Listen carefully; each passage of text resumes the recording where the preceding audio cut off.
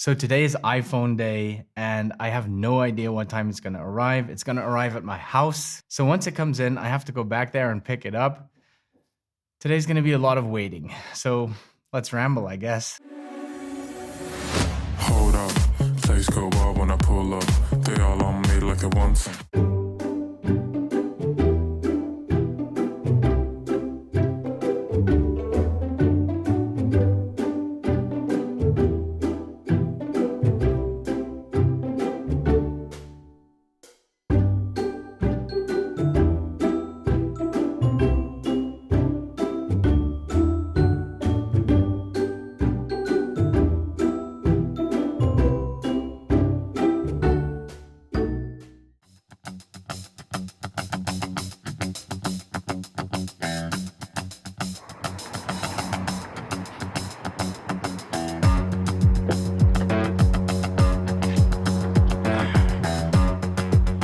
Right, so story time.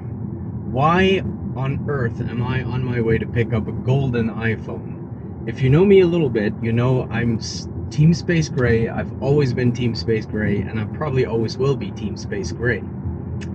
Yet I'm here on my way picking up a golden iPhone. Now the reason is quite simple actually.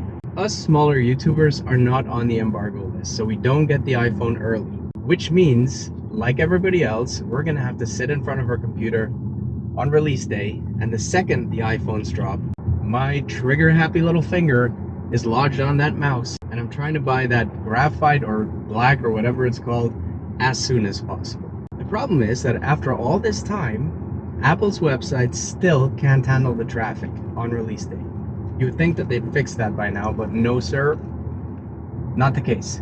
So what happens is, I choose my configuration, which is, I think, graphite 256 gigs, and I hit purchase, and I get thrown back right to the start.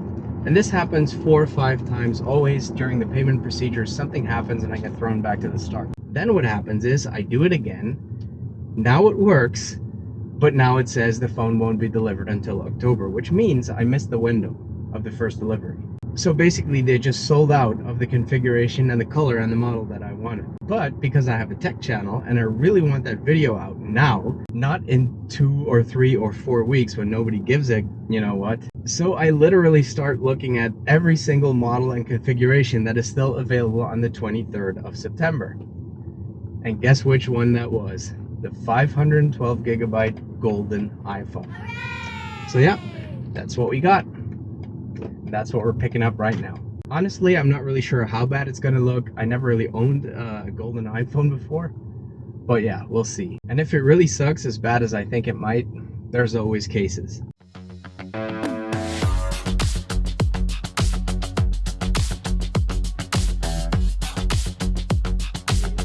Who's a good boy? Who's a good boy? Daddy's iPhone. Guys, we're in business.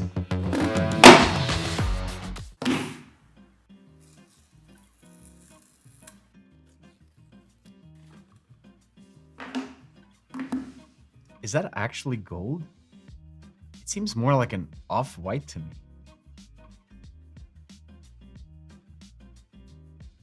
The sides are definitely gold though, and like their predecessors, absolute fingerprint magnets.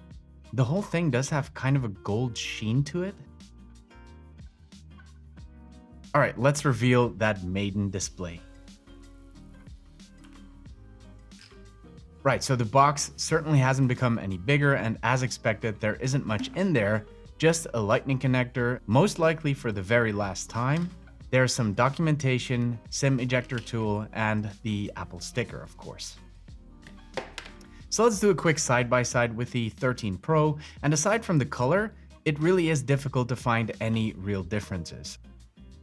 I mean, I guess the camera bump is a little bit bigger,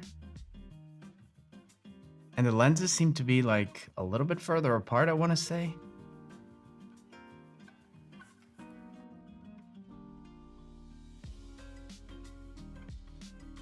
Okay, so when you look at it from the side, you do see the difference. The lenses on the 14 Pro definitely protrude a little bit more. Now let's see what we can do to cover up that hideous color. Pitaka was kind enough to send me a bunch of their new cases. Full disclosure, I am a Pitaka brand ambassador, so this is not a coincidence, but I do want to shout them out real quick because they do make some of the nicest cases available for the iPhone, especially if you are into thin cases. The Fusion Weave cases are super hot right now, but personally, I like the old school Aramid fiber ones the best. And I do need a case because the back of the iPhone is way too fragile for me, and I'm definitely not brave enough to pull an MKBHD and rock my iPhones naked. Maybe once we're pulling in that MKBHD cache, that might change, but for now, I need this thing protected. So this is from the Mac Easy Pro 3 line, and as you can see, aerospace grade protection, reinforced frame and bumpers, MagSafe compatible, and that includes wireless charging.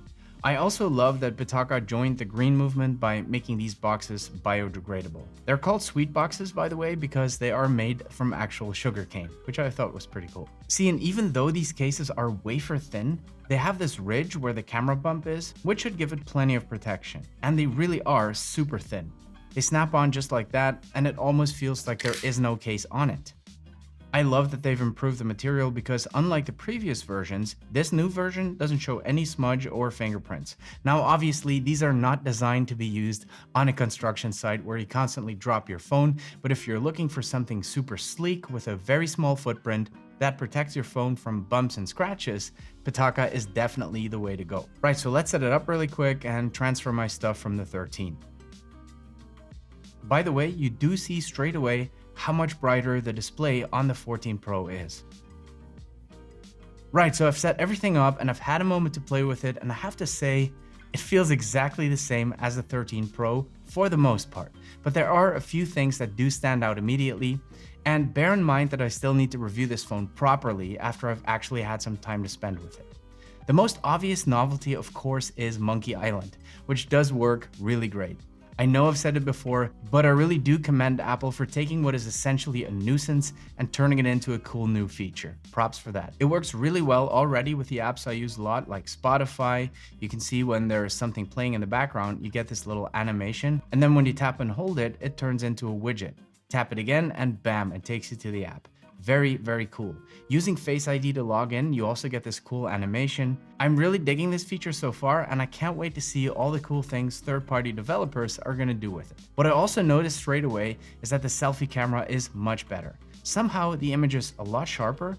I don't know, I can't quite put my finger on it, but it does look pretty good. Of course, the real upgrade should be in the rear cameras. We have now a 48 megapixel sensor, which is a lot to have on any camera, let alone a phone. There's a 2x zoom now, which basically works because you can punch into the sensor enough because it's so sharp. And of course, there's action mode, which should give action cameras a run for their money, and I'm definitely gonna put it to the test. I'm gonna put it up against some of my favorite action cams, as well as testing the new chip to see how much better that actually is. Obviously, I'll be showing you guys all of that in my full review, so if you're new to the channel, please feel free to subscribe. That would be much appreciated. Guys, if you enjoyed the video, please get one of these. It really does help the channel. Thank you so much for watching, and see you in the next one.